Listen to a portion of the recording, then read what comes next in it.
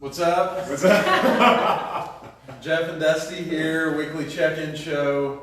Our studio audience has grown by one. And Yes. so the energy in the room is unbelievable. It's overwhelming, actually.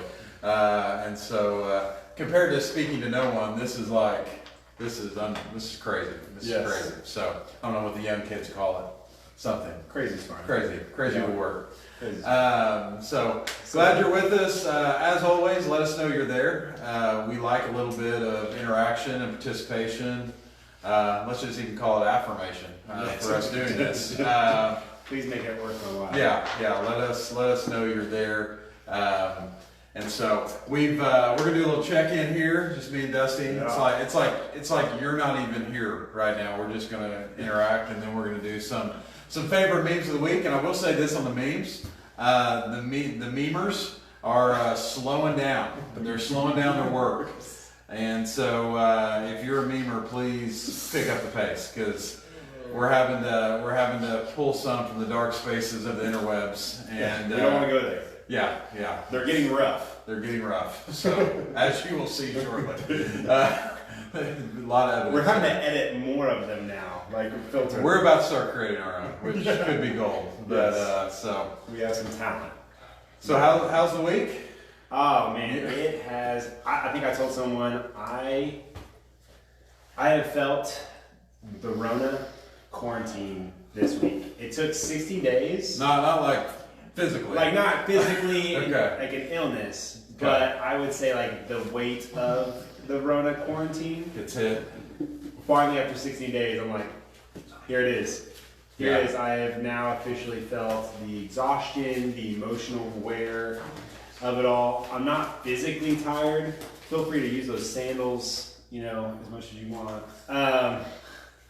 Sorry. if you Sorry, hear- studio audience. Studio It's audience. being a little bit loud, disruptive. Yeah. I think that I took 60 days to feel it, but now I have officially felt it.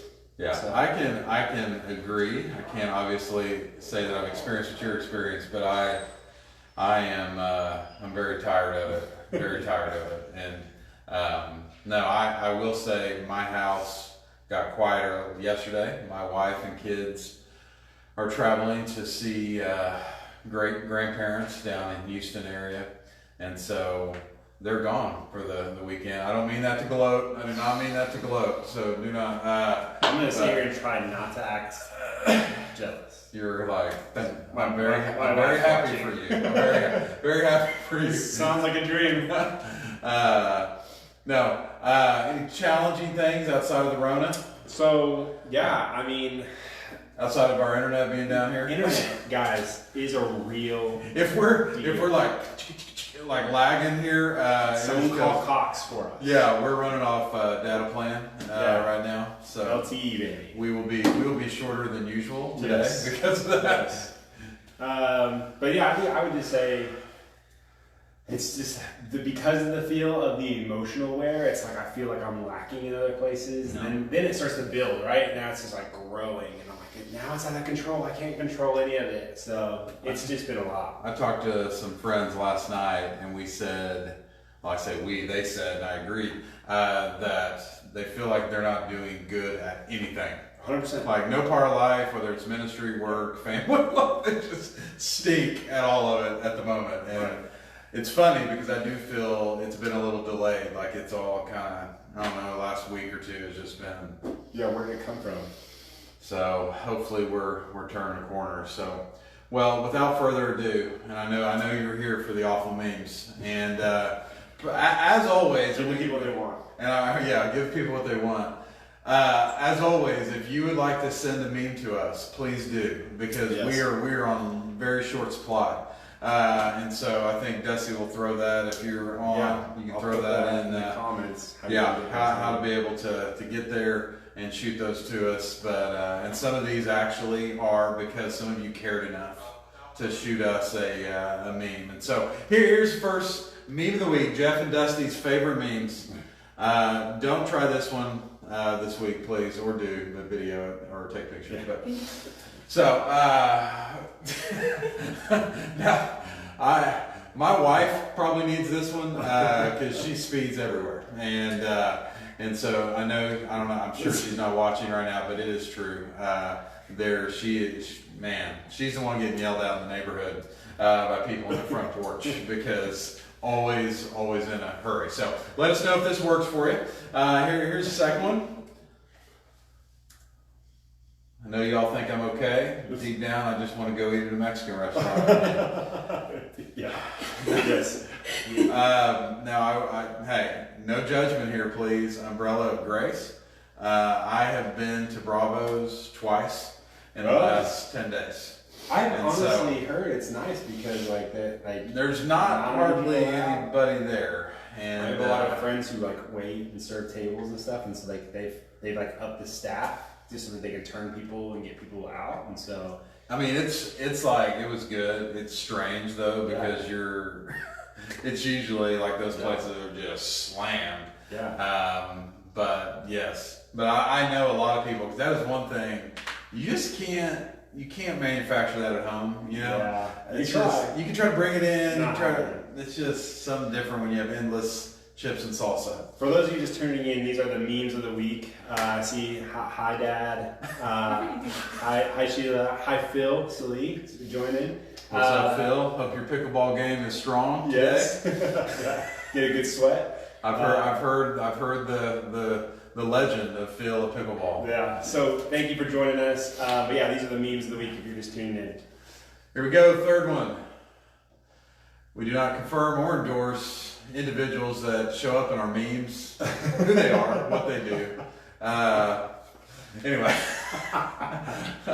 stay up in your hizzle or you'll get the kernizzle. That's honestly sounds exactly like something he would say. Or I'm sure I feel like I've heard this. He's probably wrote a song or a rap already about this. Yeah. If he hasn't, he should. The next one is, here's what's funny. Now, I am all for the masks, by the way. Wear your mask. Yes. All the time, proudly, strongly. Because we have no masks on, but you should. But yeah, you should. But here's what's funny. Anyone else think why were we not wearing those a month ago? Yeah. That's when I was stay away from me. Yeah. 100%. Yeah. Now they're full force. Yeah. And so, which I appreciate. I appreciate it. So here's our next meme. I'm going to the store if you want anything. I will say, there's been some real deal sweet outfits and things going on in Lowe's and Walmart and speaking of masks, we have if you need one in the chat right now. Sheila Ward makes those, so you can really? Go ahead and click on her name and. Hey, I will say a practical thing on the masks. We had someone give us masks, and thank you if you're out there watching. But they were the ties. Oh wow! A little more difficult, and then I got one with just a little game changer. Game changer. Yeah. Yes. Just pop it on. Yes. I'm just quick. I'm gonna wear that mask just to make fajitas in my house. Yes. It's so quick and easy. Yes, I got I got one that was given to us that was very very fashionable. I think I showed you guys got to see it. So is it the black one? It's a black one. That's kind of cool. I can match this to my outfit. You're just gonna wear that. You'll wear that. When we come back to church, I'm just gonna watch it. You're wearing. Yeah, heck yeah. Look like you're from Mad Max. But that's okay. Yes, yeah, there's that. Here's one we're recycling from last week because here's the deal: if you didn't see it, you should have. You should have seen it. You missed out. Yeah. And here we go. We had a good conversation. It's 2020. If 2020 was a bag of chips, orange juice, and toothpaste, for real, it's been a year. It's been a year. Here's the last one.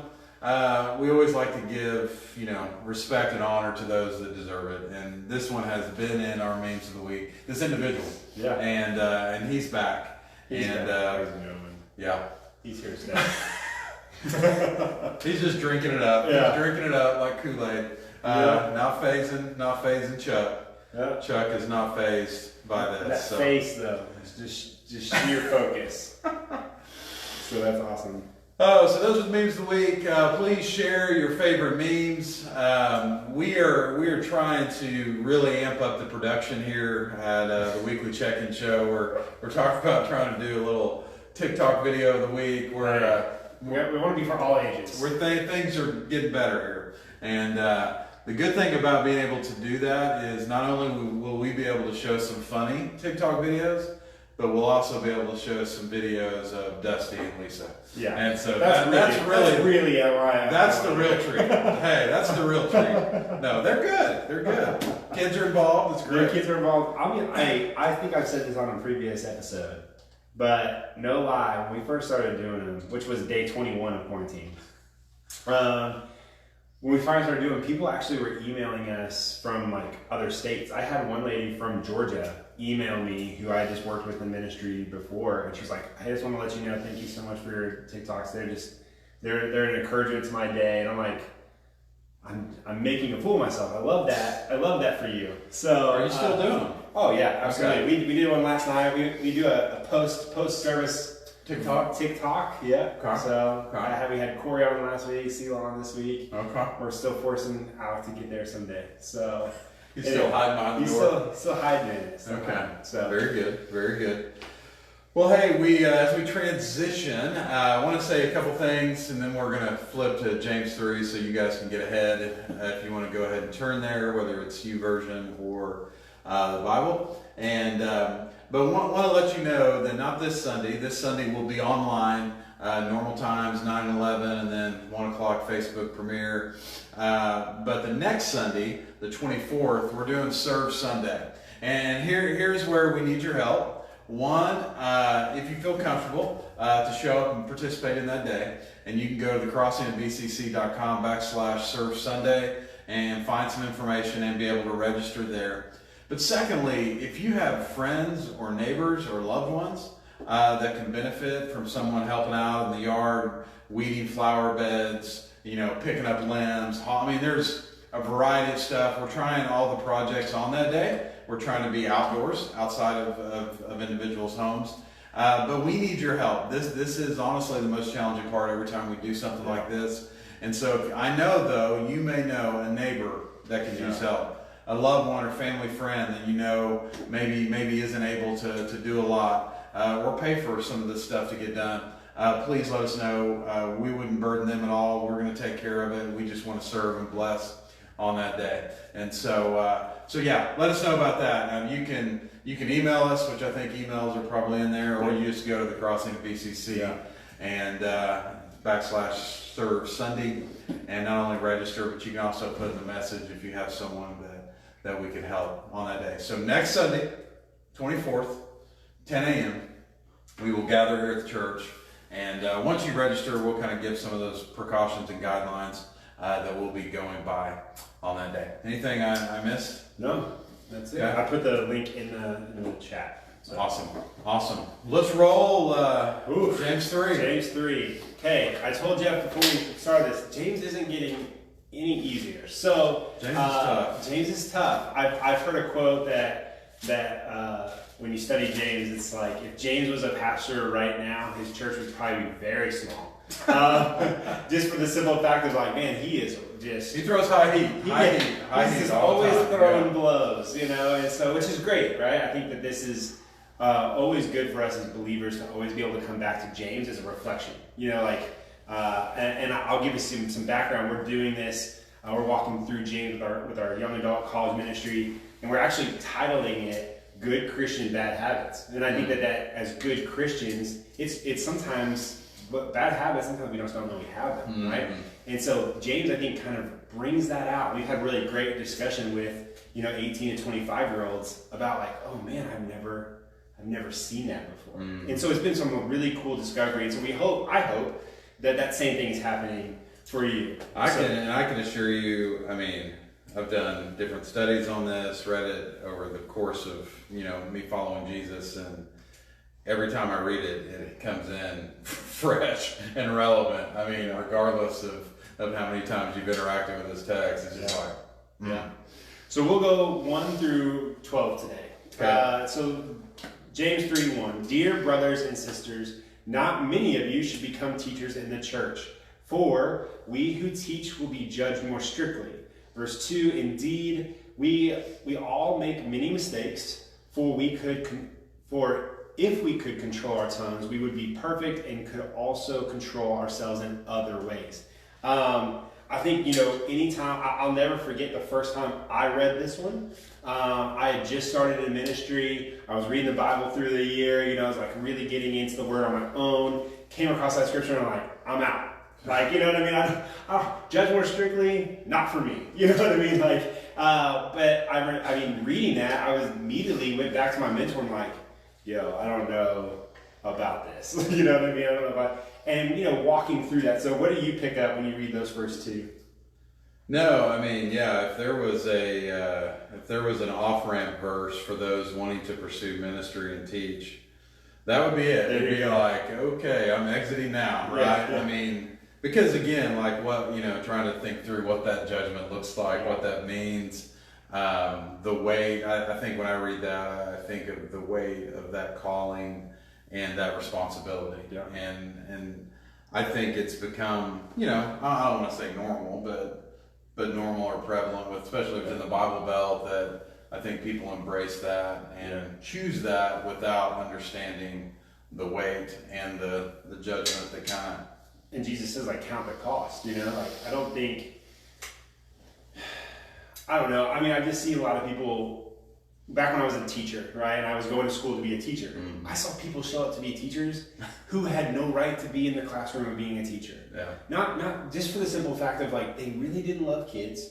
They're like, hey, this is the fastest track besides a general ed degree, whatever. Yeah. This is something I can just get and move on. I'm like, that's not the way you do this. And not saying that people go to like seminary just to go like, I'll just go be a pastor. I don't think people do that. But I think that there's a weight that you should carry. The same thing about being a school teacher.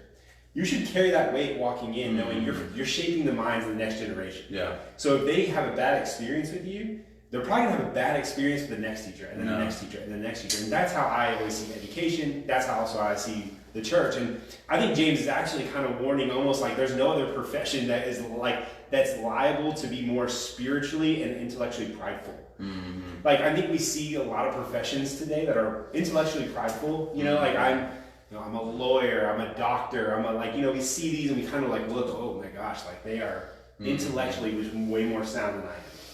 But I think when it comes to being in this form of a teacher, pastor role, we can sometimes slide to the other side of kind of like, I'm kind of more spiritually proudful about my title, my position.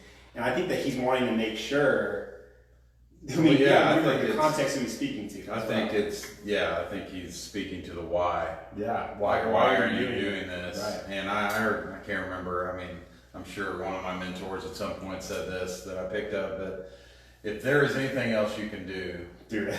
Do that. And if you feel the weight and calling is drawing you, then follow. But if you feel you'd be happier doing something else, go do it. Yeah. And I think a lot just speaking to the motives of why. And it's interesting. You look in verse 2 that for if we could control our tongues, we'd be perfect. We could also control ourselves in every other way, which kind of setting up the next portion, but saying that if you don't have control here, which is a crazy red engine light going, then you're not going to have control anywhere. If this is off, everything's off. And if you're getting up in front of people and proclaiming the name of Christ and you're teaching people about that, I think there's other warnings that he's saying to teachers, hey, don't make sure that you're teaching the truth of the word and not your own opinion or prejudice. Also like the idea that, hey, that you're teaching, what you're teaching matches the conduct of what you're living. And I think that these are saying, hey, just so you know, I think that's why you see him judge more strictly. And hey, not everybody. And I think what he's also saying is you can also be in this life without being the teacher of the life. It's, you don't have to raise to this point to actually receive and be part of the kingdom of God. I think sometimes I've been out of country, and one of my mentors who lives in Brazil, he flat out said, he's like, I don't think if maybe almost 70% of pastors probably aren't called to be pastors. Why? Right. Because they never really asked. They just said, hey, I want to talk about God. I want to teach His Word. Well, I guess I just need to be a pastor. We didn't ask him what the other avenues could be to use that gift. And so I think that's a soul searching thing. Like you brought up, you went to the controlling the tongue piece. Man, how many scriptures can you think of where he is like literally referencing so much of the Bible that is referencing speech and the way we like. I mean, tongue obviously attaches to our words. You know, Romans 3:10 and 23.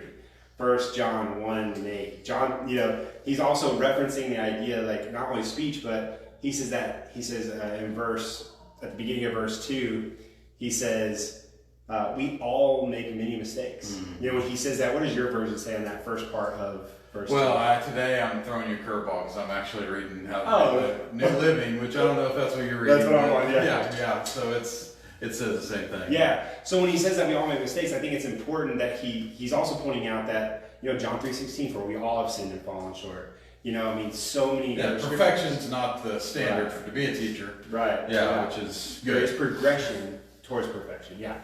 But no, I think that there's just so many things, and I like you said, the idea that if we can control our speech and our tongue, and other areas of our life are also, you know, controllable. Where I think some people are like, well, that's just part of my life, I can't control that. Well, if you can control your mouth, you can control other areas. So he continues, James 3-5, he says this. So he starts to give examples of this. James is very good at here's a punch, here's examples. Yeah. We can make a large horse go wherever we want by the means of a small bit in its mouth. And a small rudder makes a huge ship turn wherever the pilot chooses to go, even though the winds are very strong. In the same way, the tongue is a small thing that makes grand speeches, and a tiny spark can set a great forest on fire. Great examples. Yeah. Great examples that when you see that. Jeff, what do you get when you read that, just as examples? I mean, I think it's the power of our words and how they not only direct the course of our life, they also can create consequence and damage to those around us. I mean, I think it's Proverbs 18:21 that says the tongue has the power of life and the power of death. You know, is that there's a lot of power connected to the words we speak, and yeah, I think in today's time with social media and the expression through whether it's Instagram or Facebook or whatever it looks like, I almost feel like we don't value our words as much. Yeah. They're cheaper. Like we just kind of throw them out like all the time. And unfortunately, a post on Facebook still has the power of life and death. Yeah. You know? You know, I love how he's identifying the idea of the smallness of it. Yeah. But the severity of it. Yeah. Like, I think it's interesting how he's saying, like a small rudder in the midst of a storm can still control a ship. But I think it's really interesting because it's like, what is else is the tongue controlling then? I think it's like our minds and our hearts, right? There's other, you know, there's other texts where it says like out of the heart, right? Out of the overflow. Out of the overflow. The mouth speaks. The mouth speaks. And so, you see what I'm saying? So I think our tension is we say, yeah, they're just words, they're small. Right. We don't attach the severity, right. the impact. So you brought up a hot take on this text that I also think is it's maybe we think like, well, I don't feel like I say anything that's hurtful to people. So maybe we don't have we think we don't have trouble controlling our tongue, but maybe we have trouble controlling our thumbs in today's society. That's good. To where it's just like we just rattle off whatever we want in a text message. We rattle whatever we want. And it's just straight, yeah. I'm just being honest, you know, like, okay, you know, there's a difference. You of a person who loves to tell truth and tells truth out of love. Those are two different things. And they think they're the same person. That's the dangerous part. But that's like, I think we might have to rethink about like, what am I just sending privately?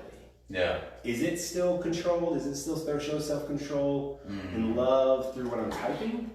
Yeah, you're speaking of, the public side of it, the private side of it. And I mean, obviously both important, but a lot of times we don't connect those. We think they're totally different. Yeah. Yeah, I think I said to the college people, I was like, hey, like your DMs, your private messages, your text messages at night, if anybody was reading those, are we showing that we're controlling our thumbs and our words there as well? You know, these are questions you have to ask people. He goes on 6 and 8.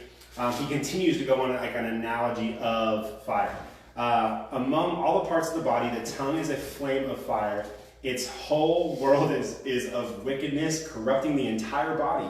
It can set the whole life on fire, for it is set on fire by hell itself. Verse 7, people can tame all kinds of animals, birds, reptiles, and fish, but no one can tame the tongue. It is relentless evil, full of deadly poison. Like, okay, James, like, thanks for just easing us in to that conversation. So, what do you get when you read that? No, I mean, I think again, it is saying, okay, if you're minimizing where the tongue and the power of your words can take you, let me go ahead and throttle up a little bit.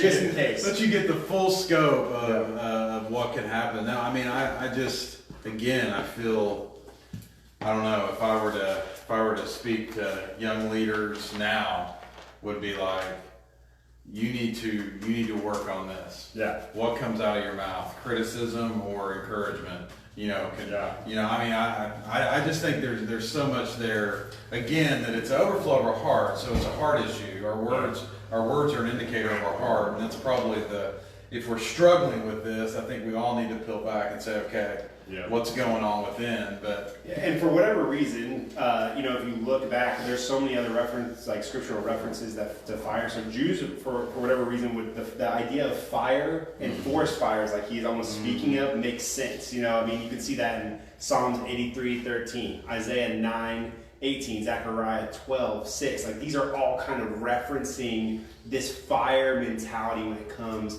to speech. And in Proverbs 16:27, which I'll read, it says, "Scoundrels create trouble. Their words are destructive, like I said, are a destructive blaze." So he's referencing something that they're aware of. So what would you, and if you're going here, I apologize. No, good. But what would you say are examples of negative words? See, here we go. This is why we do this together. Sorry. All right. So I think two reasons why the speech and stuff, and this is something we talked about, was the riot's dangerous and it's considered wildfire when we know that. If we look at California, it's very wide ranging. We've already talked about texting, but there's also gossiping. We don't. You don't know where it goes. I think how little do we think of gossiping? Does that make sense? And I think that those are. We're just telling what we know. Yeah, we're just flippantly saying something about somebody else. Hey, did you see so and so the other day? It's out there. What are we doing? But it's not our business to continue to talk about. The other one, I think it's uncontrollable. Obviously, he's referencing that. 3 things. There's a quote that I found from an ancient writer that says 3 things you can't get back: a spent arrow, a spoken word, and a lost opportunity. And so when you think about it in those other avenues, you're like, man, I lost opportunity. That's heavy. But I think specifically, there's a great example that I still remember from when I was in youth ministry. When I was a kid, the toothpaste. Were you the guy? No. Did you do it? No, my buddy did. So he brought a kid on stage and he said, "Hey, put your toothbrush down." He squeezed the toothpaste on a big glob of it. And he's like, "Okay." And the kid thinks he's gonna brush his teeth. He's like, "No. I need you to put it back in the tube." And he watched this kid literally takes about 2 minutes to really try to get that thing back in the tube. He called him the right kid. There's always that one kid that's not gonna go, "Okay, you got me." He's like, "No, I'll get you." And then he embarrasses himself. But he can't get it back in the tube. And he uses that in this text to realize and say, guys, girls, you cannot take that. Once it's there, it's out there. Yeah. And so I don't know if that answers your question. No, I mean, I would, I think gossip. I think of critical spirit, critical words. Examples of this. I would even say, and I doubt any of my former students, when I was youth minister, are watching, but I used to always talk about sarcasm because in the Greek it means to tear flesh. And so even sarcastic words, even the just kidding kind of stuff are words that are they creating a little small wildfire, or are they actually creating life and building life out of them? Yeah. And so, well, I think even one that we talked about on Tuesday night with our young adults was crude joking. Yeah. How come it's just you're not intending it for it to go anywhere, but the thing is I think I lobbed this one up, and someone was like, it's in Ephesians. But when he says like, you shouldn't be part of any crude joking, like, wholesome talk, wholesome talk, like he's explaining that. So I mean, again, we see James just reiterating some other places in the Word that it still has to do with speech, and so I think that's just another example. Well, I'll read that because I think that's a great. Do that. I will. That's if I can find it. Oh, don't use foul or abusive language. Let everything you say be good and helpful, so that your words will be an encouragement to those who hear them. And and that's Ephesians 4:29 and 30. Yeah. Or wait, 4:29. I mean, I think even the flip of the negative is making sure your words are edifying to those who hear them. Yeah. Which, I mean, goodness, if you filter through, what am I saying? Is this building someone up or tearing them down? Which literally goes right into verses 9 and 10. And this is something that I truly believe is such a heavy scripture. It says, sometimes, speaking of the tongue or speech, sometimes it praises our Lord and Father, and other times it curses those who have been made in the image of God. And so blessing and a cursing come pouring out of the same mouth. Surely, my brothers and sisters, this is not right. I think the first time I read this, I was like, oh, see, you're not supposed to cuss. Like, this is like, you're not supposed to say these words. Say God's name in vain. Yeah. Like, that was this. He was like going so much broader than just a specific words or a group of words. I think he was like, this is like all talk. Yeah. Like, again, we just talk about crude joking. We come to church, we sing praises. Hey, we pray. Raise a hallelujah. Hallelujah, right? We come out and we're just joking with our buddies in the next day. It's like, how can those be the same thing? So, I was just going to say, I mean, I think, like for me, I think the NIV version says like this should not be. Right. That these things should not, coexist. This is not. How can this be right? Yeah. And for me, I think we all probably have different areas where this is more of a challenge than others, but for me, I think it's those that are in close proximity to me, which would be those under my roof, right? Because we're comfortable with them, but we're also with them all the time. So I feel that's the challenge, to speak life and not death, and is for me is to my wife and to my kids, because they're we have a lot more triggers with those we are with all the time. And so I think maybe for those that are watching, identifying what is the area that this is a struggle, that this is a challenge, and then surveying what's going on within me, that those things flow out. Because if I'm responding angrily or with impatience or maybe disrespectfully, what's happening that is coming out. And so, well, and I think I feel like I get very often, maybe it's because it's youth ministry, I do more youth ministry, youngers, Dusty, is where in the Bible does say cussing, saying this word is against, and I think early on in my years, I pointed to this, right? Yeah. Because as studying and going through it, was this hasn't specifically talking about means lots of other things. Yeah. But the way I look at it is I look at another text of saying as believers we're supposed to be held above approach a worldly standard. Yeah. Well, to me the world has standards on 4-letter words, or there wouldn't be a TV rating or a movie rating, right? If you say a certain amount of them, the world sees those as inappropriate. Right? The world sees those as inappropriate anywhere else. So if the world sees them as inappropriate, we as believers have to kind of see, well, if they see it that way, maybe we should be seeing it that way. And that's kind of my response to it. I don't know, have you ever gotten that in youth ministry or ministry? Oh, yeah. I mean, show me where. Well, trying to figure out, where's the line. And that goes with words and dating and whatever. Yeah. But for me, it's just, I think it's, what is edifying to those that hear? What is building people up? And whether it's a cuss word or whether it's a critical spirit, I mean, I think we have to filter through that. And I almost feel like the cussing is maybe a little easier to decipher. Right. I think saying critical things or sarcastic is harder because it's more entrenched within us. Now, obviously, cussing culturally and wherever you're coming from could be as well. Yeah. But no, this is I don't care where you are, who you are, you know, this text, I think, should challenge you to be like, am I speaking words of life, or am I creating forest fires? Because the destruction, honestly, in a forest fire, and I've been in one in San Diego, which I've shared here before, like, it just, those little embers just fly.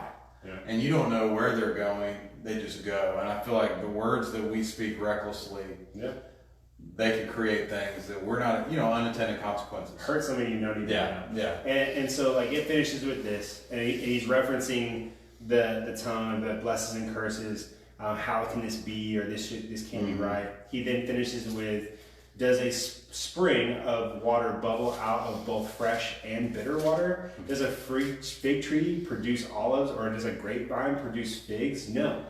They cannot. You cannot draw fresh water from a salty spring. So he's basically giving very, very clear examples that you can't just walk up to like a salty spring and go, "Oh, that's fresh water." So it's, you know, a fig tree or a grapevine doesn't produce figs. Like, it's just what is, like, it comes back to producing fruit. Like, are you producing it? That's how we'll be measured. And comes to the words being an indicator of your soul. Of that. It's deep. Yeah, that's good. That's it. Nice. Good. Carry on. Not reading, no problem. No, I mean, goodness, I would say, you know, those of you who are watching, I mean, go back over that later, or do it after we get off here, and just kind of write notes, and what are you struggling with? What does this mean for you? What do you need to obey out of this? What's the transfer? I mean, this has been good, honestly. I've enjoyed it. I mean, it's very, very rich and challenging text, and so thank you, Dusty. He just kind of leads it, and I just kind of grab on, and then so it's been good. A couple things, and we're going to be done. One is, again, if you're just tuning in, Surf Sunday next Sunday, 10 a.m. The Crossing at bcc.com/Surf Sunday to be able to register and get more information. We need your help with projects and participation, but also the next week on the 31st, we're looking to gather again for the first time here. So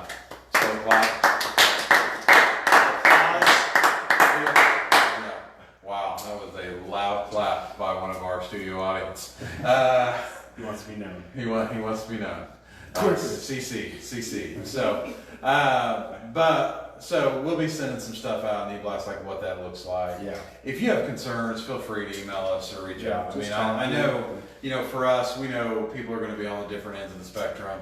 Some are like, I've been ready for a month or 2 months, you know, to gather. Others are like, I'm not coming out until August. Wherever you are on that, I mean, we get it and we're okay with it. We understand, like, so. But we want to do our best to be able to create space for you to be able to feel comfortable worshiping together. So that's on the 31st. We'll have our 2 services. Things will look a little differently, but that's okay. So not talking about the weight end game, but yes, things will look different. I look differently as well. So talk about Camp Encounter. Yeah, Camp Encounter. We just had another meeting. We went from, now we're at 3 churches to 5 churches. There's potential of going from 5 churches to 8 churches in the next week, depending on some other plans. And so it's growing and it's moving and it's going to be so much fun. But again, it's these dates right here, the 20th and 24th. It's going to be $80 a student. There will be, you know, breaks for like sending multiple kids, and you can reach out to me and talk to me directly. But $80 a kid. You're not going to get that anywhere else. And the whole point of this camp is we never wanted to go into this going like, let's just hang out, like let's for a record throw a soccer ball out there and have fun. Like, we really want to go, like, if we want to give the kids excellence in all areas, not just the teaching, worship, rec, all of it. So it's getting done really, really well. The churches that are joining are great churches, great men that I've worked with in other areas. I would like to coin the phrase affordable excellence. Affordable, there you go. From now on. Which is not usually, I mean, it's hard to find, quite honestly. I'm writing it down. Affordable excellence. And I would just say, listen, like, yes, it's going to be a little bit different this year, but like, I trust Dusty, I trust the team he's working with. It's going to be awesome. So if you have a 6th through 12th grader, get them there. Any actually graduating seniors and those going into 6th grade, They can kind of, if they want to do kids camp and this, Yeah, they can. Sixth grade is You're no like place. living high on the hog. You can. Yeah. So, And it's going to be affordable for you to do both. yeah, More than truly. possible. I mean, truly. So, but you can go to, if you go to our website, crossingvcc.com/give, you can actually pay for that, and then we'll send you a link for registration. We're that's about the to fastest way. have a landing page for the camp stuff. We're trying to get it all on one page for you. And once that happens, we'll get that out. Yeah. quick. So, Well, I put some surprise guests. I feel like we have to bring her up. She's not going to let it slide. Come on, here we go. So we always mention joining Bryn at 3. So we want to make sure that everyone sees Bryn. Come on, just right here, front and center. we will breathe. There you go. Everyone from the breath. We will not breathe on you. So we are blessed to have Bryn. Bryn is part of our family ministries team and works with our elementary students. And so We're trying our best to make her feel awkward right now. This is our our goal. Awkward 97% of the time. So I'm anyway, not gonna be small for this. yes, no. So Bryn, let's just do a quick check-in with you and then we'll be done. Okay, How have you been? been pretty good. Okay, and that's it. All right. Yeah, thank you, Brent. Brent leads out 1st through 6th grade. She came on literally like a week or two before all this, so it is. To say it's been a weird first couple months for her would be an understatement. Trying to leverage technology and trying to connect that way, which has been hard. We are blessed to have her. So. Very excited to have her, and honestly, this is probably the first time we've seen her since all this 2 happened. months. So yeah, very good to see her. Anyway, And of course, shout out to Corey and shout out Alec. to Corey and Alec. Hey, Bill. So, unbelievable studio audience. Well, that is all we have this week. Hey, listen, this Sunday, 9/11. Also, we're continuing our FaceTime series, and week 5 FaceTime. And then you can find us on Facebook Premiere at 1 o'clock on Sunday as well. Hey, you guys have a great week, and we'll see you hopefully this Sunday.